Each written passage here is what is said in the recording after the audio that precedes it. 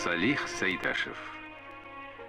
Бик мәрхәмәтле һәм шибәр кеше. Ул һәр вакыт шат күңелле, моңлы.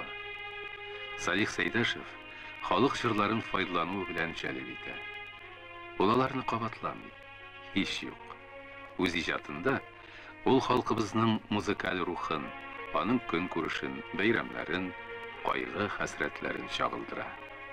Шуңа күрә халык аны ярата.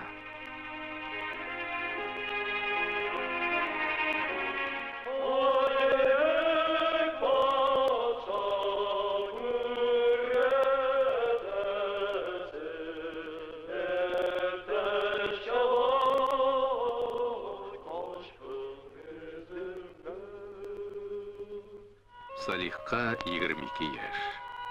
Ул канатланып, очынып, музыкаль эшчәнлеген дәвам итәргә хыялланып, Казанга кайта.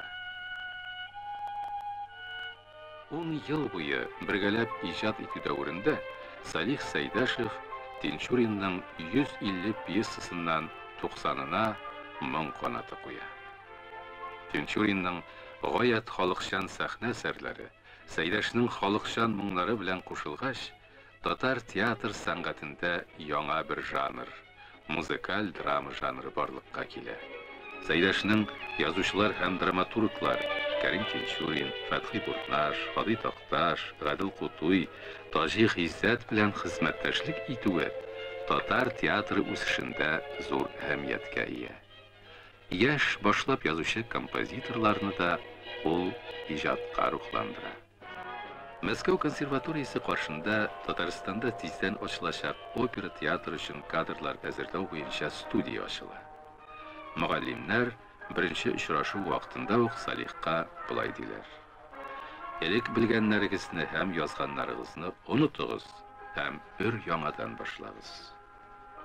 Бу Салих Сәйдәшев өчен татар музыкасының милли үзенчәлекләреннән баш тарту белән бер була. Һәм иң әһәмиятлесе музыкаль драма жанрыннан баш тарту. Ул моның белән һич тә килешә алмый. Мәскәүдәге еллар аның өчен нәтиҗәсез, иҗатсыз, яңа музыкаль әсәрләр тумаган еллар була.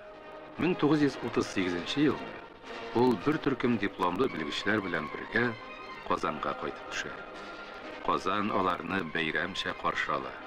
Салих Сәйдәшевнең мәшһүр маршы яңгырый. Марш шундый күтәренке рухлы була ки, ул республика чикләрен усып, бик күп төбәкләрдә дан казана. Ул озак еллар буе бөтен парадларда, тантаналы җыелышларда яңгырамый калмый.